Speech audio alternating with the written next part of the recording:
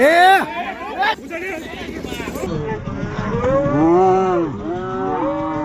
Video તમે જોયો તે જોઈને એટલું દેખાયું હશે કે વરરાજા ઘોડી પર છે અને કોઈ આવી અને તેને મારવા લાગે છે. વરરાજાને આપણે ત્યાં એક દિવસનો રાજા કહેવામાં આવે છે અને માનવામાં પણ આવે છે. એ દિવસ એમના માટે મહત્વનો હોય છે. ભલે કાકા, માસા, માસી, ભાઈ, બહેન, મમ્મી બધાને હરખ ભેગો કરીને હરખ થાય એટલો હરખ વરરાજાને હોય છે. પણ એ જ વરરાજાને જ્યારે આજની તારીખમાં પણ એવું કહીને અપમાનિત કરવામાં આવે કે અનુસૂચિત જાતિના છો, તમને ઘોડા પર ન ચડી શકો, ત્યારે શું એ યોગ્ય કહેવાય? જ્યારે બાબા સાહેબે આપણને આટલું મોટું બંધારણ આપ્યું છે, જેમાં અમુક નિયમ છે, તો એ બંધારણનું શું મહત્વ રહ્યું કહેવાય? શું કોઈને તમે પછાત છો એવું કહીને તમે તેમના સગા વહાલા વચ્ચે વરરાજાને જાનના ફુલેકામાં થપ્પડ મારવું એ કેટલી યોગ્ય વાત કહેવાય? છતાં આ બધું આપણી વચ્ચે થઈ રહ્યું છે, જેના વિશે થોડી વાત કરવી છે. નમસ્કાર, આપની સાથે હું છાયા. ભલે આપણે એવા સપના જોઈ રહ્યા હોય કે આપણે એવા સપના બતાવવામાં આવી રહ્યા હોય કે 2047માં જ્યારે આઝાદીને 100 વર્ષ પૂર્ણ થશે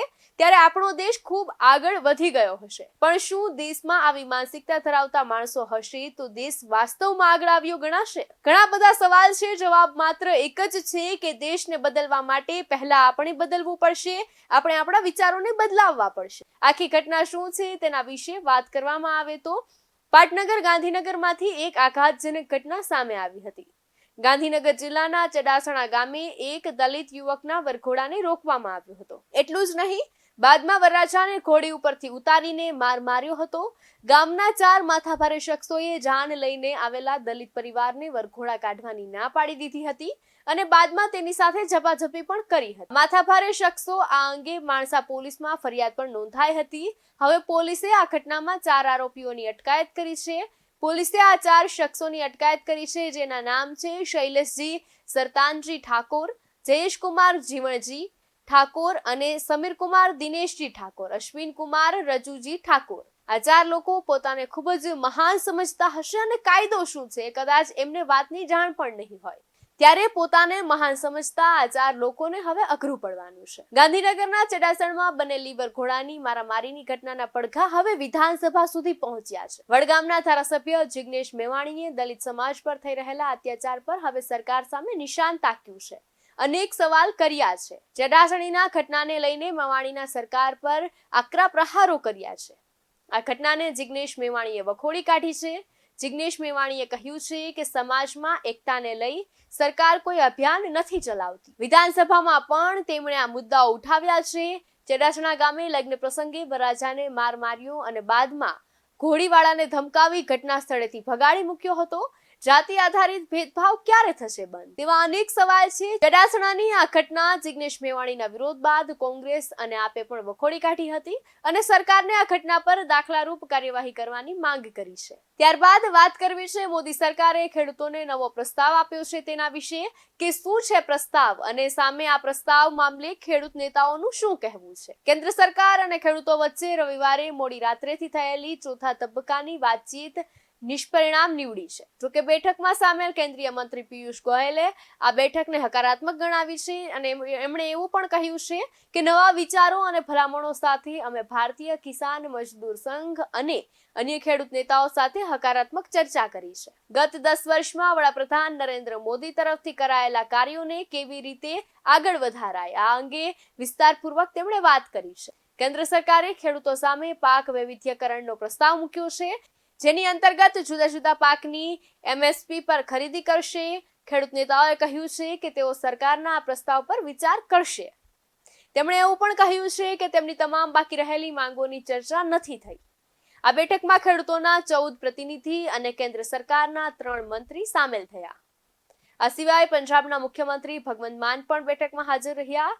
ખેડૂત સંગઠનો અને આ 3 કેન્દ્રીય મંત્રીઓ વચ્ચે આ પહેલા પણ 3 બેઠકો થઈ ચૂકી છે, જે નિષ્પરિણામ રહી હતી. આ બેઠકો 8, 12 અને 15 ફેબ્રુઆરીના રોજ ચંદીગઢમાં જ યોજાઈ હતી. ત્રીજી બેઠકની માફક આ બેઠક પણ મોડેથી શરૂ થઈ હતી. આ બેઠકમાં ભાગ લેવા માટે કૃષિ અને ખેડૂત કલ્યાણ મંત્રી અર્જુન મુંડા, વાણિજ્ય મંત્રી પિયુષ ગોયલ અને ગૃહ રાજ્યમંત્રી નિત્યાનંદ રાય ચંદીગઢ પહોંચ્યા હતા. આ બેઠક શરૂ થયા બાદ પ્રથમ 2 મિનિટનું મૌન જાળવીને ખેડૂત આંદોલન દરમિયાન હાર્ટ એટેકથી મૃત્યુ પામેલા ગુરદાસપુરના 79 વર્ષીય ખેડૂત જ્ઞાનસિંહને શ્રદ્ધાંજલિ અર્પણ કરી હતી. ખેડૂતો સાથે બેઠક કરતા પહેલા ત્રણેય કેન્દ્રીય મંત્રીઓએ પંજાબના મુખ્યમંત્રી ભગવંત માન સાથે શહેરમાં એક હોટલમાં બેઠક કરી હતી.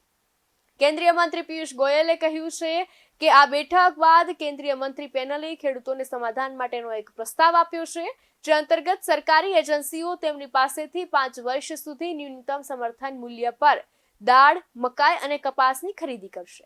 નેશનલ કોઓપરેટિવ કન્ઝ્યુમર્સ ફેડરેશન અને national agriculture cooperative marketing federation of India જેવી કોઓપરેટિવ સોસાયટીઓએ ખેડૂતો સાથે સમાધાન કરશે, જે તુવેર, અડદ, મસૂર, દાળ કે મકાઈ ઉગાડશે અને તે બાદ તેમની પાસેથી આગામી 5 વર્ષ સુધી એસએમપી પર પાકની ખરીદી કરશે. એવો પ્રસ્તાવ અપાયો છે કે કોટન કોર્પોરેશન ઓફ ઇન્ડિયાના માધ્યમ વડે ખેડૂતો પાસેથી 5 વર્ષ સુધી એમએસપી પર કપાસની ખરીદી કરાય. ખરીદીના પ્રમાણ માટે કોઈ મર્યાદા નહીં હોય અને આના માટે એક પોર્ટલ તૈયાર કરાશે. કેન્દ્રીય મંત્રીએ એવું કહ્યું છે કે આનાથી પંજાબમાં ભૂગર્ભ જળ સ્તરમાં વધારો થશે, સુધારો થશે અને પહેલાથી ખરાબ થઈ રહેલી જમીનને બિનઉપજાઉ બનતા અટકાવી શકાશે. મંત્રી આ વિષય પર સંબંધિત વિભાગો સાથે ચર્ચા કરશે. ખેડૂતોનું વલણ આ બાબતે એવું રહ્યું છે કે તેઓ પોતાના મંચો પર સરકારના પ્રસ્તાવ પર આગામી 2 દિવસ સુધી ચર્ચા કરશે અને તે બાદ ભવિષ્યની વ્યૂહરચના નક્કી કરશે. બેઠક બાદ ખેડૂત નેતા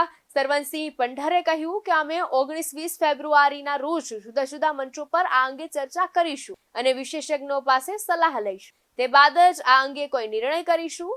દેવા માફી અને બાકીની માંગો પર હજુ ચર્ચા નથી થઈ. તેમને આશા છે કે આગામી 2 દિવસમાં આ મામલા પર સંમતિ સધાશે. પંઢરનું કહેવું છે કે દિલ્હી ચલો માર્ચ હાલ સ્થગિત રખાયો છે, પરંતુ જો તમામ મુદ્દાનું સમાધાન ન થયું તો 21 ફેબ્રુઆરીના રોજ સવારે 11 વાગ્યે અમલ કરવામાં આવશે. ખેડૂતોની માંગ શું છે તેના વિશે ફરી પાછું થોડું યાદ અપાવી દઉં તો ખેડૂત ન્યૂનતમ સમર્થન મૂલ્ય એમએસપી માટે કાયદો બનાવવા અને સ્વામીનાથન કમિશનની તમામ ભલામણો લાગુ કરવાની માંગ કરી રહ્યા છે. ખેડૂત નેતાઓએ પોતાની માંગોને લઈને દિલ્હી ચલો નારો આપ્યો હતો. 12 ફેબ્રુઆરીના રોજ કેન્દ્ર સરકાર સાથેની વાતચીત નિષ્પરિણામ રહેતા ખેડૂત બીજા દિવસે પંજાબ હરિયાણાની શંભુ બોર્ડરે પહોંચ્યા હતા. ત્યાંથી જ્યારે તેમણે હરિયાણાની બોર્ડરમાં દાખલ થવાનો પ્રયત્ન કર્યો તો સુરક્ષા દળના જવાનોએ તેમને રોકી દીધા. સુરક્ષા દળના જવાનોએ ખેડૂતોને રોકવા tear gas cell, palette gun અને ફાયરિંગ પણ કર્યું. ખેડૂતો પર ટીયર ગેસ છોડવા માટે ડ્રોનનો ઉપયોગ પણ કરાયો, જેમાં ઘણા પોલીસ કર્મીઓ ખેડૂતો ઈજાગ્રસ્ત થયા. તણાવની સ્થિતિ 14 ફેબ્રુઆરીના દિવસે પણ ચાલુ જ રહી. તેના બીજા દિવસે ખેડૂતો અને સરકારની વચ્ચે ચંડીગઢમાં 3જા દિવસની વાતચીત થવાની હતી, જેને જોતા ખેડૂતોએ કહ્યું કે તેઓ એ દિવસે પ્રદર્શન નહીં કરે. એ દિવસે શંભુ બોર્ડર પર શાંતિ રહી. તે બાદ ત્યાંથી શાંતિપૂર્ણ સ્થિતિ જળવાઈ રહી છે. 2 વર્ષ પહેલા પણ ખેડૂતોએ દિલ્હીની બોર્ડર ઉપર આંદોલન ચલાવ્યું હતું. તે બાદ ખેડૂત આંદોલન સામે નમતું મૂકીને નરેન્દ્ર મોદી સરકારે કૃષક ઉપજ વેપાર અને વાણિજ્ય એટલે સંવર્ધન અને સરળીકરણ કાયદો 2020, કૃષક અને કિંમત આશ્વાસન અને કૃષિ સેવા પર કરાર કાયદો 2020 અને આવશ્યક વસ્તુ સંશોધન અધિનિયમ 2020 ને રદ કરી દેવાયા હતા. આ પગલા બાદ સરકારે ખેડૂતોને ન્યૂનતમ સમર્થન મૂલ્યની ગેરંટી આપવાનો વાયદો કર્યો હતો. આ અંગે ખેડૂતોએ પોતાનું આંદોલન પાછું ખેંચી લીધું હતું. આખી ઘટના દરમિયાન શંભુ બોર્ડર પર ઈજાગ્રસ્ત ખેડૂતોની સ્થિતિ એવી થઈ કે કોઈએ આંખ ગુમાવી પડી તો કોઈએ હાથ પગ ગુમાવવા પડી. પંજાબ હરિયાણાની શંભુ બોર્ડર પર ચાલી રહેલા ખેડૂત આંદોલનમાં ભાગ લેવા પહોંચેલા દવિન્દરસિંહનું સ્વપ્ન હતું કે તેઓ પંજાબમાં સરકારી નોકરી કરશે. દવિન્દરના પરિવારજનો અનુસાર 13 ફેબ્રુઆરીના ખેડૂત આંદોલન દરમિયાન તેમની ડાબી આંખ પર ગંભીર ઈજા થવાને કારણે તેમની એક આંખ ખરાબ થઈ ગઈ. 22 વર્ષીય દવિન્દરસિંહના મનજીતસિંહે કહ્યું છે કે તેમના પુત્રના ચહેરા પર પ્લાસ્ટિકની ગોળી અને ટીયર ગેસના સેલ વાગવાને કારણે કથિતપણે તેઓ ગંભીર રીતે ઈજાગ્રસ્ત થઈ ગયા હતા. તે બાદ દવિન્દરને પટિયાલા જિલ્લાની સ્થાનિક સિવિલ હોસ્પિટલમાં ખસેડાયા. બાદમાં તેમને ચંડીગઢના સેક્ટર 32 સ્થિત સરકારી મેડિકલ કોલેજ અને હોસ્પિટલમાં રેફર કરાયા.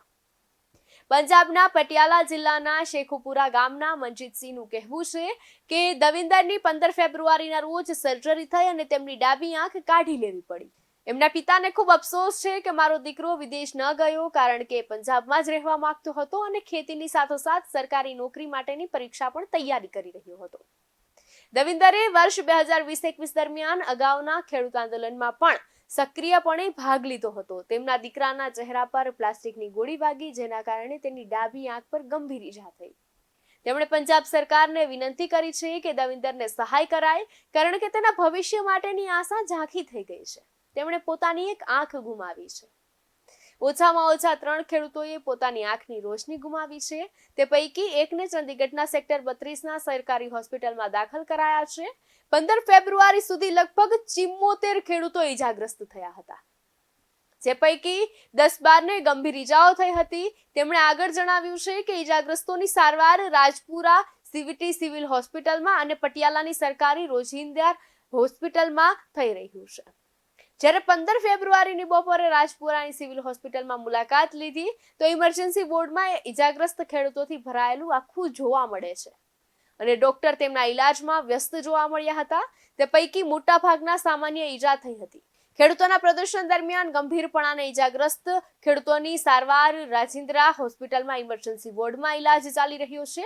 તેમના પરિવારજનોને અને ખેડૂત સંગઠનોના કાર્યકર્તાઓને ઈજાગ્રસ્તોની દેખભાળ કરી રહ્યા છે, જ્યારે તેમના પરિવારના સભ્યો તણાવગ્રસ્ત અને થોડા ઘણા અંશે ચિંતિત હતા. પંજાબના હજારો ખેડૂતો, મુખ્યત્વે ભારતીય કિસાન યુનિયન અને કિસાન મજદૂર સંઘ સમિતિના નેતૃત્વમાં પંજાબ અને હરિયાણાની સીમા પર પટિયાલા જિલ્લામાં આવેલી શંભુ બોર્ડર અને સંગરૂર જિલ્લાની ખૌનેરી બોર્ડર ઉપર ઉગ્ર વિરોધ પ્રદર્શન કરી રહ્યા છે.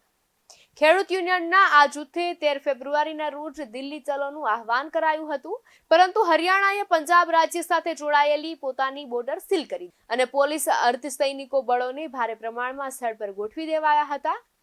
જોઈએ હવે આગળ કઈ રીતે સમાધાન થાય છે. ત્યારે બસ હાલ માટે આટલું જ. વધુ વાત સાથે મળતા રહીશું BS9 TV ન્યૂઝ પર. નમસ્કાર.